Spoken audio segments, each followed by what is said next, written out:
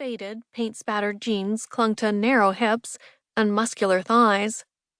Despite the chill in the air, a shirt hung open, revealing a chest covered with coarse brown hair that arrowed provocatively downward. Gabrielle was torn between clutching her coat more protectively around her and stripping it away from her suddenly burning flesh. She settled for trying to stare him down. The attempt failed miserably. He laughed, an all-too-knowing gleam in his eyes. "So," he said, amusement lacing through his voice, "what's a sophisticated lady like you doing in a place like this? Slumming?" Detecting sarcasm rather than humor in the remark, she had to bite back an instinctive angry retort. He had an apartment. She needed one. It was no time to look around with the hauteur of Betty Davis and declare, "What a dump," much less deliver a lecture on manners to the hired help. She held up the paper instead. "I've come about the apartment. May I see it?" With a wide smile punctuated by dimples, he gave a grand sweeping gesture. "Be my guest."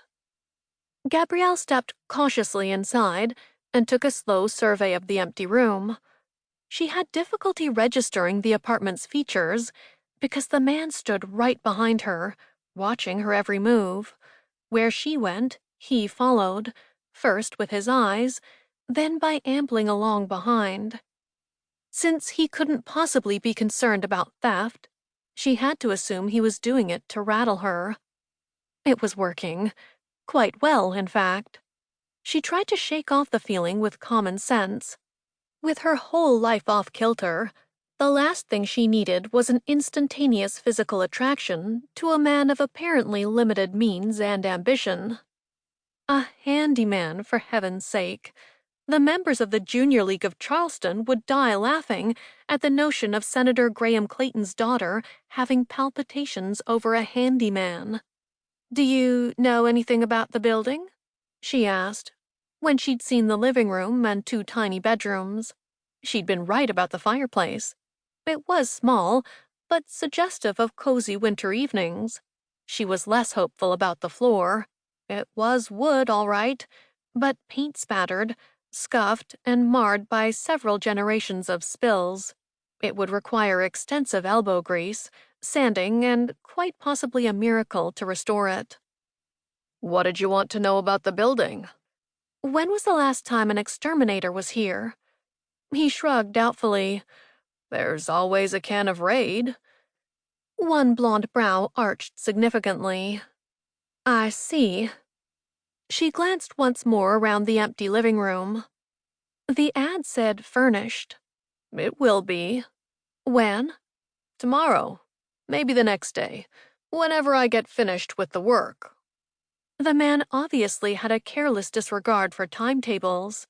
To a woman whose calendar had always been carefully scheduled in 15-minute increments, such a blasé attitude was both irritating and irresponsible. "When exactly will it be available?" she persisted. "I'm facing a deadline." "An anxious client?"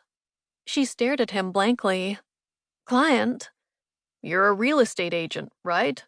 If you want to buy, it's not for sale.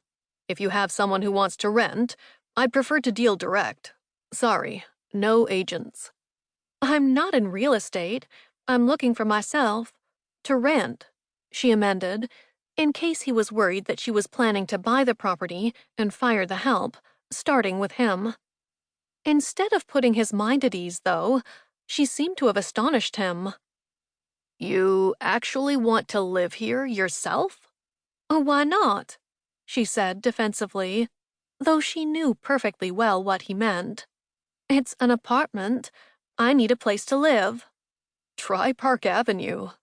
"I did," she admitted ruefully. "The price is right here." "So," he said, conducting a more thoughtful survey, "the lady's down on her luck." There was little sympathy in his voice, only mild curiosity. She drew herself up with dignity and tried to wilt him with a haughty stare. "Temporarily." The stare had no discernible effect.